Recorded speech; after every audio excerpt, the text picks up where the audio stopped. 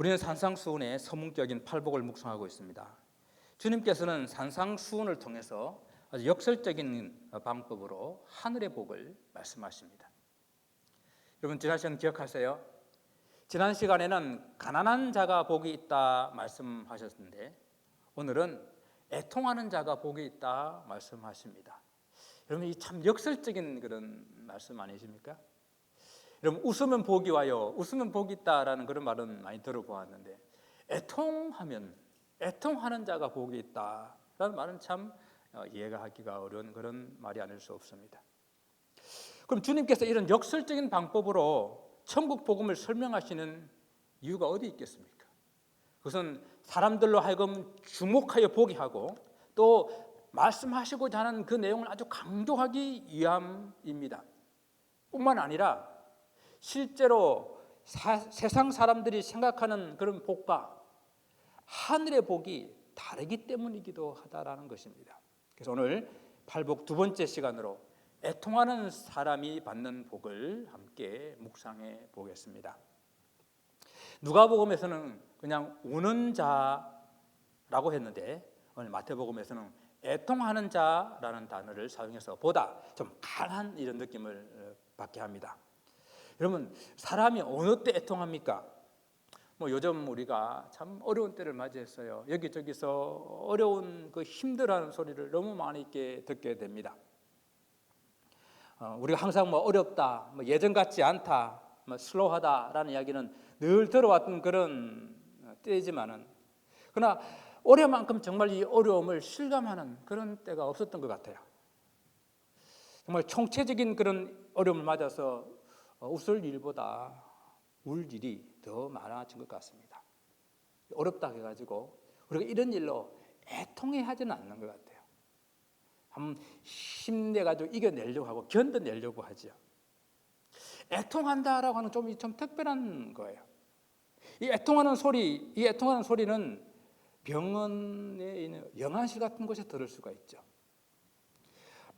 전쟁터나 아니면 갑작스러운 사고 현장에서 이 사랑하는 이 그 죽음을 앞에 놓고 부르짖는 그런 소리는 애통한다라고 이렇게 말할 수가 있습니다.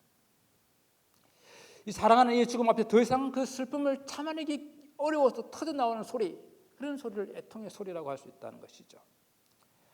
성경에서 슬픔이나 아픔이나 이 고통 같은 단어를 이렇게 나타내는 것이 한 9개 정도가 있는데 그 중에서 애통하다라는 이 단어가 가장 강한 느낌을 주는 그런 단어입니다. 그 히브리어로 아발이라고 하고 이 헬라어로는 펜세오라고 하는 단어인데요. 이 단어는 그냥 어느 정도 슬퍼서 그냥 흐느끼는 그런 울음이 아니라 마치 사랑하는 이 사람의 죽음 앞에서 가슴을 치며 통곡하는 그 사람의 애통, 그것을 표현할 때에 이 단어를 사용하고 있습니다. 우리 창세기 37장에 이렇게 보게 되면은 야곱이라는 인물이 나와요. 야곱은 12명의 아들이 있었잖아요. 근데 12명의 아들 중에서 요셉을 제일 사랑했습니다. 아마 요셉은 그가 제일 사랑했던 아내 라헬에게서 난 그러한 자식이기 때문에 그게 더욱더 애착이 많이 갔던 것 같아요. 모르겠습니다. 또 다른 이유가 있는지. 요셉을 지극히 사랑하자 형들이 요셉을 아주 시기했어요. 그래서 하루는 자기들을 찾아오는 요셉을 웅덩이에 가두었다가 그리고 나중에는 애굽으로 내려가는 미디안 상인들에게 팔아버렸어요. 그리고는 그 옷을 갈개기 찢어가지고 염소피를 묻혀가지고 아버지에게 우리가 이것을 발견했습니다 라고 말하는 거예요. 그것을 보고 들었던 이 야곱이 악한 짐승에게 잡아먹힌 것 같다라고 말하며 자기 옷을 찢고 굵은 배로 허리를 묶고 그 아들에서 부르짖으며 마치 그 영혼이 수올로 지옥으로 내려갔던 같은 그런 안타까움을 가지고 부르짖는 그 부르짖음이 바로 애통이에요. 그때 썼던 단어가 바로 이 아발, 히트아벨, 애통이라는 단어를 쓰게 됩니다. 또한 창세기 21장에 보게 되면은 이삭을 조롱하다가 그 아들 이스마엘과 함께 광야로 쫓겨난 하갈이라는 여인이 있습니다. 광야에 쫓겨나서 그들이 준비했던 그 물과 음식이 다 이제 떨어지고 이제 죽음을 앞에 두고 있는, 그래서 차마 자기 아들이 죽는 것을 보기가 어려워서 그 아들은 나무 그늘 밑에 눕혀놔 놓고 그는 멀리 떨어져 앉아 그 아들을 마주 바라보며 소리 높여 우는 그 통곡, 그것을 애통이라고 말을 합니다. 주님께서는 이런 애통하는 자가 복이 있다라고 말씀하십니다. 여러분, 그럼 여러분 이 복을 얻기 위해서 여러분 애통하는 자가 되고 싶어요? 어떻습니까? 그러나요, 하나님의 사람은 이 하나님의 앞에서 이런 애통함이 필요합니다. 그리고 하나님의 교회는 오늘 이 세상 가운데서 이런 애통함이 있어야 합니다. 애통한다는 것이 그렇게 부정적인 것만은 아닙니다. 우리 삶에서 웃음만큼이나 또한 우리 삶에는 눈물이 필요합니다. 어떤 사람은 이렇게 말해요. 눈물은 영혼을 씻어내는 물이다. 또 신앙은 눈물을 먹고 자란다. 특히 우리 한국 교회는 우리 믿음의 이 선조들이 눈물을 우리에게 남겨주었어요. 새벽 기도마다 가서 울고, 철학 기도마다 가서 울고, 어릴 때 부모님 따라 다니신 분들은 왜 우는지도 모르고 우는 거 많이 보셨죠. 그래서 맨 처음 주님을 만나러 간 그 기도원에 갔더니 강제상 앞에 어떤 여학생이 아버지 하고 울고 있더라고요. 그래서 저는 저희 아버지가 죽었나 보다 그렇게 생각했었어요. 한국 교회는 눈물이 있었어요. 애통함이 있었어요. 오늘 주님께서 우리 하나님의 사람들이 어떤 눈물로 애통하는 그런 사람이 되기를 원하는지를 살펴보기를 원합니다. 첫 번째는 죄에 대한 애통함이 있어야 합니다. 사람들은 누구나 죄를 지어요. 그래서 죄를 너무 쉽게 생각합니다. 죄를 지었다고 애통할 것까지 있냐라고 생각하는 그런 우리 모습들을 봅니다. 이것은 죄의 심각성을 잘 모르기 때문이다 생각합니다. 죄는요, 성도들을 점점 병들게 만듭니다. 죄는 하나님과 점점 더 멀어지게 만들어요. 죄의 시작은 누룩처럼 작지만은 그러나 그것은 곧 온 마음과 온 생각을 지배해 버립니다. 그리고 그 죄의 결국은 죽음인 것입니다. 그 죽음도 영원한 죽음이에요. 사람들은 죽으면 그는 모든 것이 그냥 끝이 난다라고 생각하기 때문에 그냥 죽어버리지 뭐. 그 죽음을 예사롭게 생각한다는 거예요. 그러나 죽음이 끝이 아닙니다. 모든 사람이 다 죽지만은 그러나 죽음 후에는 반드시 심판이 있다라는 거예요. 그리고 그 심판에 따라서 영원한 형벌을 받게 된다라는 것입니다. 그러므로 우리는 이 죄에 대한 심각함을 알고 죄에 대해서 애통함을 가져야 한다라는 것입니다. 그러면 이렇게 또 말씀하시는 분이 있습니다. 우리가 죄를 다 주님께 용서를 받았기 때문에 이제 더 이상 애통할 필요가 없지 않습니까? 맞는 말이에요? 틀린 말이에요? 맞는 말이죠. 정말 우리 죄가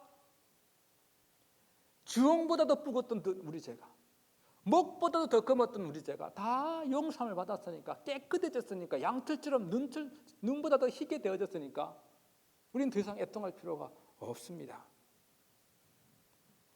그런데요, 맞는 말이긴 한데 주님의 은혜를 받고 보게 되면 또 애통하게 되더라고요. 주님의 은혜를 받고 나니까 성령께서 마음에 감동을 주시니까 내가 이 죄로부터 용서받은 것이 너무도 감사하고, 그리고 주님의 십자가, 내 죄 때문에 진 그 주님의 십자가가 이 십자가가 내가 죄들 십자가였겠구나, 그걸 생각할 때마다 애통할 수밖에 없다라는 것입니다. 은혜를 받고 나니까 나는 스스로 그 죄악에서는 도무지 빠져나올 수가 없었구나, 죄의 문제를 해결할 수도 없다라는 것을 알고, 내 노력으로는, 내 수양으로는, 내 속에는 그것을 해결할 만한 일의 그런 선도 없다라는 것을 알게 되었을 때 정말 바울이 고백하는 것처럼 오호라 나는 공고한 자로다. 이 사망의 보배에서 누가 나를 건져내랴 할 수밖에 없는, 그런 탄식할 수밖에 없는 그런 우리 자신이었음을 알게 되었을 때에 우리는 다시 애통하게 된다라는 것입니다. 그리고 우리가 애통해야 되는 이유가 또 있습니다. 주님의 이 놀라운 은혜로 우리가 구원을 받았는데, 정말 애통할 필요가 없을 그런 인생으로 구원을 받았는데 여전히 우리는 크고 작은 죄를 짓고 있다라는 것입니다. 세상에 이 발을 딛고 살면서 세상의 가치와 그 세상의 목적을 따라 우리도 살아가고 있다라는 것이에요. 그리고 크고 작은 유혹에 우리의 마음을 빼앗겨서 죄를 짓고 있는 자신을 바라보게 될 때에 우리는 애통하게 된다라는 것입니다. 제가 이스라엘 있을 때에 키부츠에서 좀 오래 있었는데요. 키부츠에서 일을 여러 가지로 이렇게 하게 되는데 수영장에서 일을 하게 됐었어요. 이스라엘의 물은 석회석이 너무 많거든요. 그래서 수영장 물의 밑에 바닥에 하얗게 석회가루가 깔아앉아요. 그래서 그것을 로봇 청소기를 가지고 들어가 가지고 그걸 다 걷어내는 일을 해야 됩니다. 그게 아침 일찍 나가서 일을 하죠. 아침 일찍 나갔더니 먼저 키부츠 멤버가 수영을 이렇게 하고 있는 거예요. 맛있게. 그러니까 나와가지고 몸을 이렇게 들다가 갑자기 비명을 지릅니다. 오이바 보이. 수영장 한가운데에 누런 변이 떠 있는 거예요. 누군가가 밤에 거기다가 그런 일을 한 겁니다. 오이바 보이라는 것은 화로다 화로다 나는 망했다 망했다 이런 뜻이에요. 그래서 그 더러운 물을 몸에서 막 떨어내려고 이렇게 하는 그런 모습을 봤습니다. 우리는 죄에 대한 생각들이 이래야 되는 거예요. 죄에 대한 우리의 반응이 이래야 되는 거예요. 시편을 읽다가 보게 되면 시인의 애통하는 눈물을 만날 때가 있습니다. 다윗이 여러 가지 좀 이렇게 부족한 부분도 많이 있었지만 그가 훌륭한 것은 이런 부분인 것 같아요. 그가 범죄했을 때 선자의 책망을 받게 되면 눈물로 침상을 적히는 그런 모습들. 그래서 시편 51편의 그 대표적인 시입니다.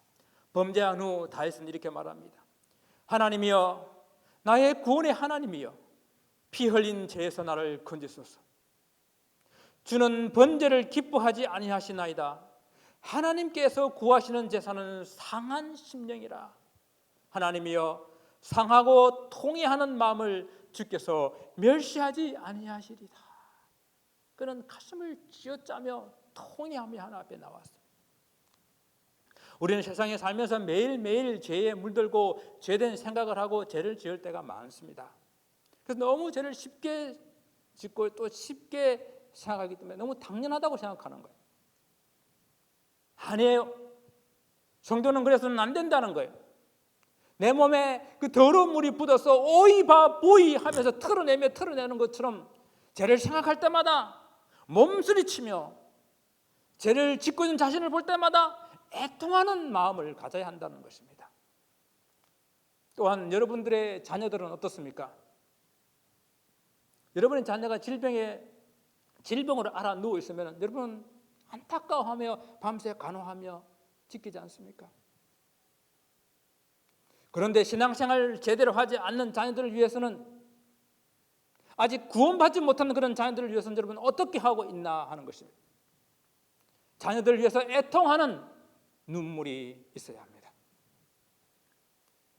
방탕한 어거스틴을 돌이키고 그를 하나님의 종으로 자라게 한 것은 어머니 모니카의 눈물이었습니다.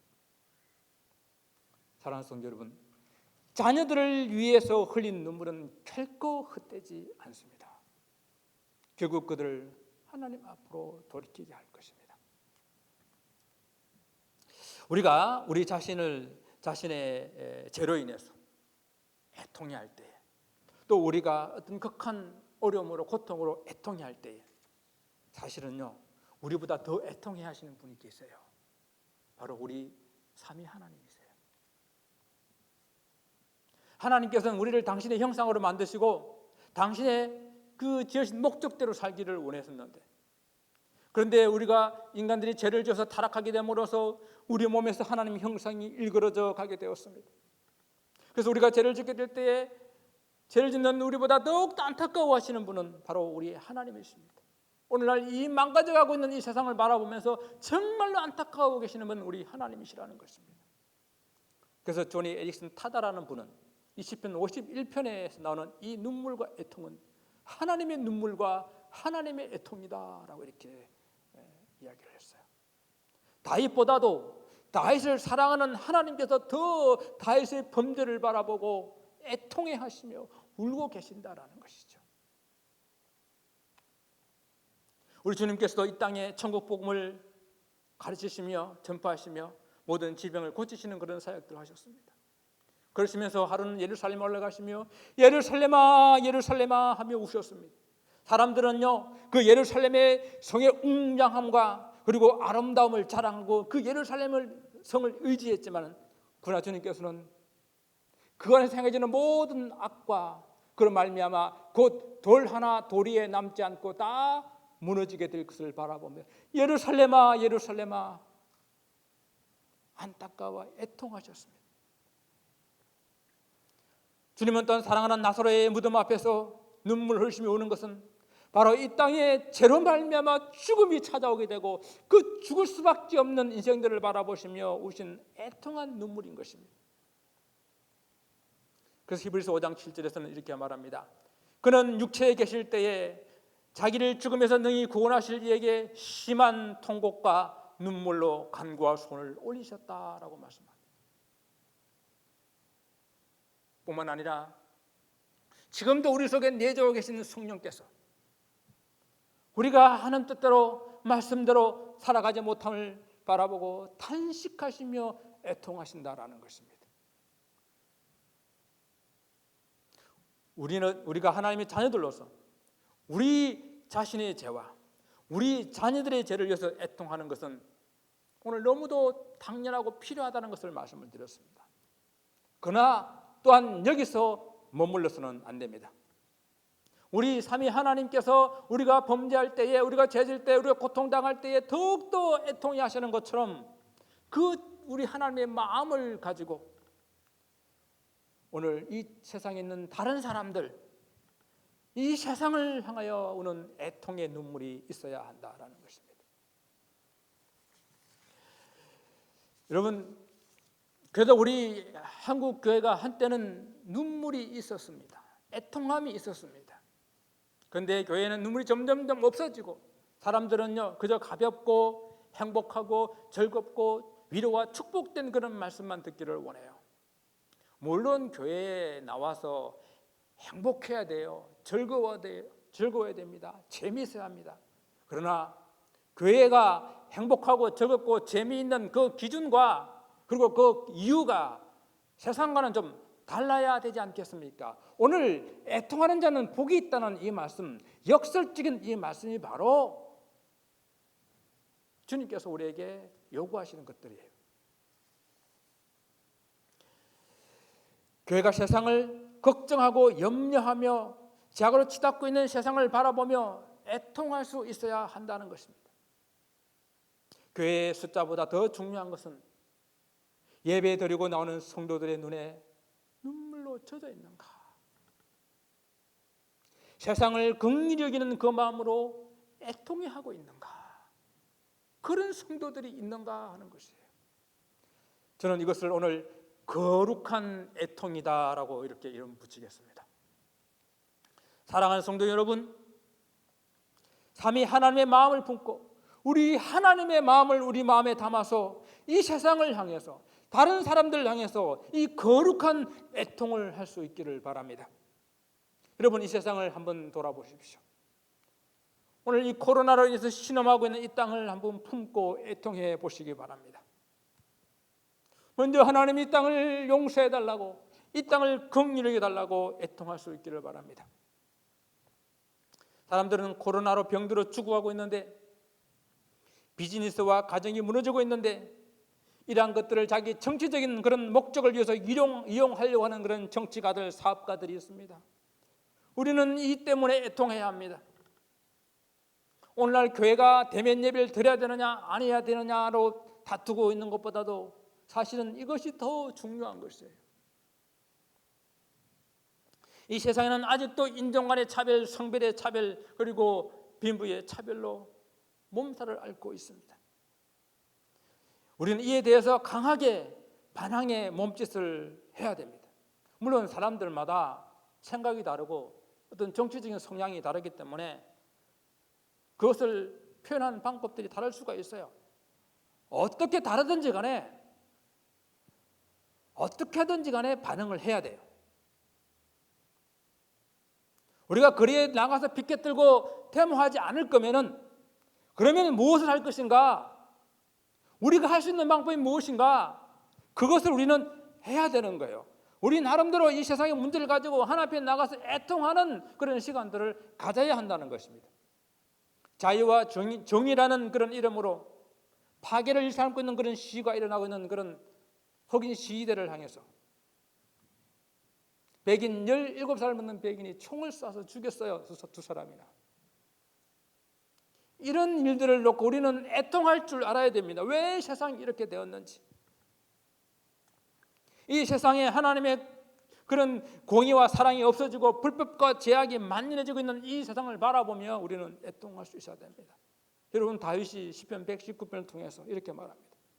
사람들이 주의 법을 지키지 않으니 내 눈에 눈물이 시냇물처럼 흘러내립니다. 오늘 하나님의 법이 지키지 아니하고 하나님의 공의와 하나님의 사랑이 지키지 않는 이 세상을 바라보면서 우리 성도들의 눈에서 눈물이 시냇물처럼 흘러내려야 된다라는 것입니다. 한국에 대천덕 신부님이라는 분이 계셨습니다. 여러분 많이 들어보셨죠? 그는 복음주의자 알레이 토레이 목사님의 손자 되시는 분이십니다. 이분은 강원도에 있는 예수원을 이렇게 설립하시고 평생 한국 복음만을 위해서 이렇게 헌신하신 분입니다. 그분이 생전에 계시는 동안에 그는 늘 왼쪽 가슴에 검은색 리본을 달고 다녔다라고 합니다. 그 이유는 오늘 이 순간에도 주님을 모르고 죽어가는 수많은 사람들, 가난함과 기아와 전쟁으로 죽어가는 그런 생명들을 향한 하나님의 애통의 눈물 때문에 그는 늘 왼쪽 가슴에 검은 리본을 달고 다녔고, 또한 한국교회가 그 처음에 가졌던 사랑을 잃어버리고 계속 잘못된 방향으로 나가고 있는 한국교회를 대신해서 회개하는 그런 표시로 검은 리본을 달고 다녔다고 합니다. 그래도 한때는 교회가 세상을 염려하며 세상을 바른 길로 리드해 나가겠다고 애쓰고 있었는데 이제는 더 이상 교회가 세상에 빛이 되지 못하고 세상에서 아무런 영향력을 끼치지 못하는 이 안타까운 현실을 바라보며 우리는 애통해야 합니다. 하나님의 마음을 잃어버리고 사는 교회와 그리스도인들의 모습들을 바라보면서 우리는 애통해야 합니다.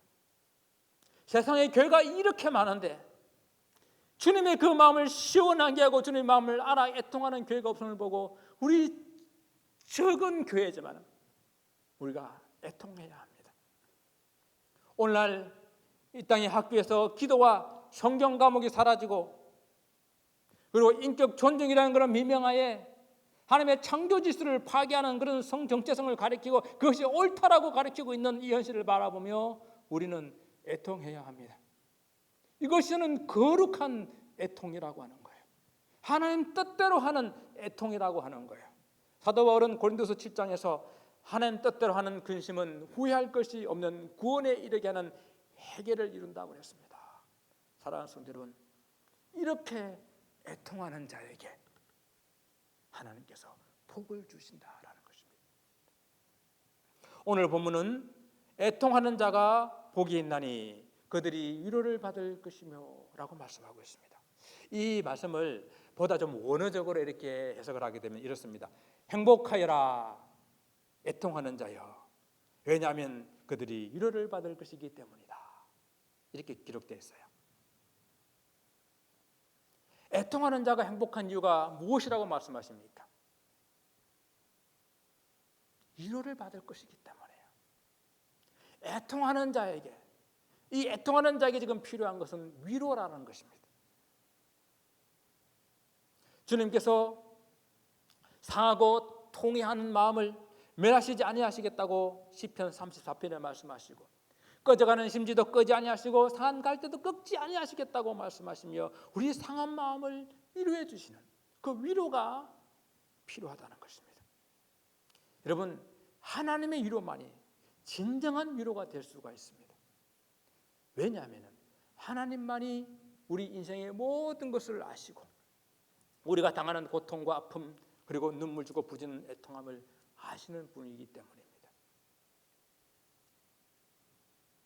하나님께서 모든 것을 아시지만은 그러나 당신이 직접 겪고 느끼고 그리고 해결하시기 위해서 육신을 입고 이 땅에 오시지 않았습니까? 우리 예수님으로. 그래서 히브리서는 말씀합니다. 우리에게 있는 대제사장은 우리의 연약함을 동정하지 못할 리가 아니요 모든 일에 우리와 똑같이 시험을 받으신 이로되 죄는 없으시니 그러므로 우리는 긍휼하심을 따라 때를 따라 돕는 은혜를 얻기 위하여 은혜의 보좌 앞에 담대히 나아갈 것이라. 또한 일찍이 이사야 선지자는 그는 멸시를 받아 사람에게 버림을 받았으며 강고를 많이 겪었으며 질고를 안 한 자라. 그러며 이어서 그가 찔림은 우리의 허물을 인하며 그가 상함은 우리의 죄악을 인함이라 라고 말씀하고 있습니다. 바로 우리 하나님께서는 내 마음의 아픔과 고통 그리고 눈물을 알아주시고 사랑하는 아들아 사랑하는 딸아 내가 네 마음을 안다 내가 네 눈물을 안다 이렇게 말씀하실 때에 세상 그 어떠한 것으로 해결할 수 없는 참된 위로가 되는 것입니다. 우리 예수님께서 내가 너의 아픔과 고통과 그리고 내 눈물의 애통함을 안다 내가 그것 때문에 십자가에 못 박혔다라고 말씀하실 때 그 주님의 위로하십니다. 그리고 또한 보혜사 성령을 보내주셔서 말할 수 없는 탄식하심으로 우리를 도우시고 계신 것입니다. 사랑하는 성도 여러분, 여러분 애통하십니까? 여러분에게 복이 있습니다. 오 애통하는 자여 행복하여라. 왜냐하면 그들이 복을 위로를 받을 것이기 때문입니다. 하나님의 위로 때문에 그 애통이 하나님의 마음을 알아서 혹 우리가 거룩한 애통이 되게 될 때에 얼마나 하나님의 위로가 크겠습니까? 우리가 하나님의 이 마음을 품어서 이 세상을 향해 이 애통한 마음을 가지게 될 때에 우리 주님께서 이렇게 말씀하실 것 같아요. 너희가 내 마음을 알고 나의 애통을 너희 마음에 품었구나.